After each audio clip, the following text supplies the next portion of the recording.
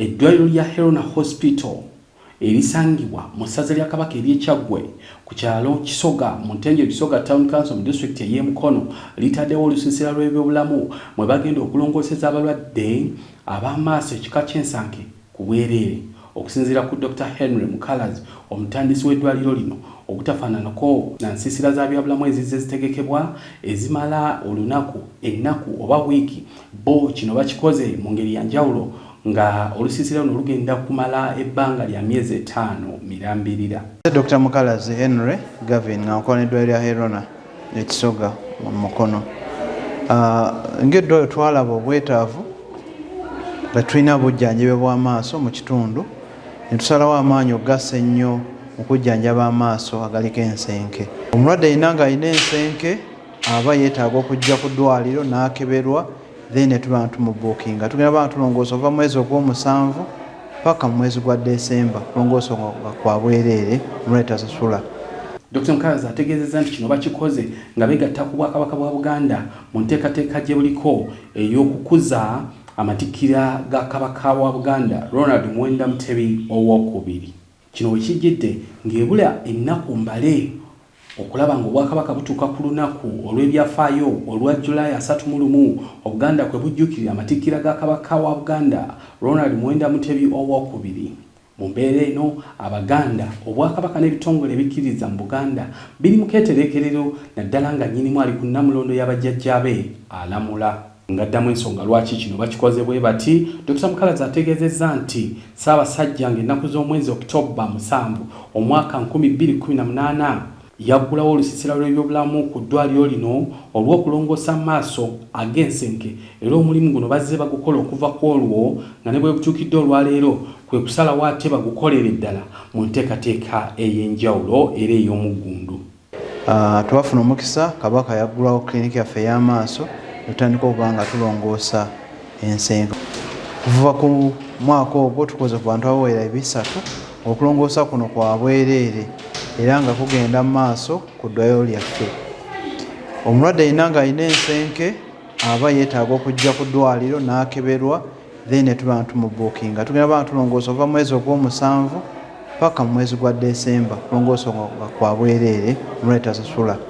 Okusinziira ku malwaliro aga bulijjo okulongoosa obulwadde obw'ensenke omuntu kuyinza okumutwalako wakati w'akakadde akamu ak'ensimbi n'akakadde akamu n'ekitundu.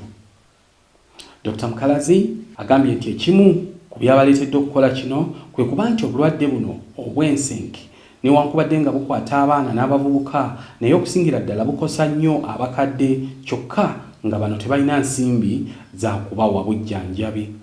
Ensenke kibanga ekifo mu kalawuli kaffe Katonda ke yatutonda nako akatuyamba okulaba.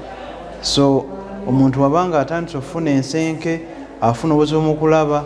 Abaana abamu bazaalibwa n'ensenke abalala bafuna trauma oba obukosefu ku maaso gaabwe ne banga tebalaba naye nga ennamba esinga obunene kiva ku kukulira mu myaka. Abantu batandika okukula batandika okuba nga tebalaba nga tebasobola kusona mikeeka, tebasobola kutunga, tebasobola kuvuga nga bafuna ekifo ku maaso. So tukola mu kulongoosa tukyusa akalawuli Katonda ke yatuwa ne tussaamu akazungu omuntu n'aba nga alaba bulungi.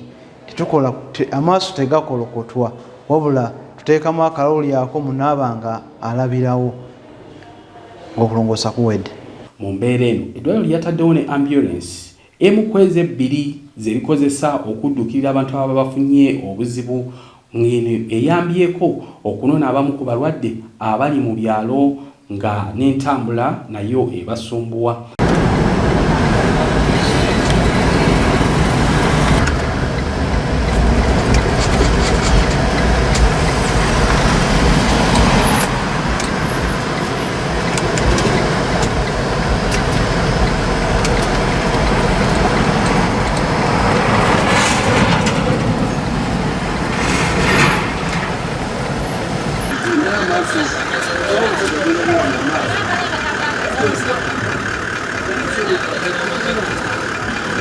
Omu ku bafunye mu nteekateeka eno ye Emmanuel Bujengo omutuuze ku kyalo Bunankanda ekisangibwa mu Ntenjeru Kisoga Town Council ng'ono atubuulidde obuzibu bwe n'ekirwadde ky'amaaso.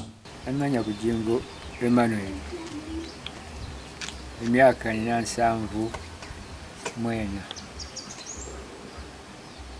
obuzibu bwenina bw'amaaso mpozi naddala erimu lyo terikyalabirako ddala omusawo bakebera ne baŋŋamba nti neddala nalyo likwatiddwa kati simanyi nalyo liyinza okuba ng'eryo eritakyalaba naye nga kimaze nzize ntambula nalyo lyerimu nga ligenda lizibirira mpolampola kati nerituuka kubanga terikyalaba naye nga kitutte ebbanga.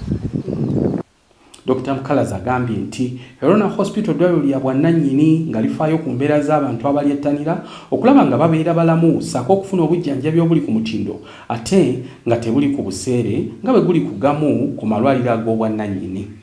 Ategeeza nti enteekateeka eno tegenda kuganyula bantu bali ku kyalo ky'Ekisoga kyokka oba mu disitulikiti ey'e Mukono wabula abantu okuva mu bitundu bya Uganda eby'enjawulo bagenda kugiganyulwamu.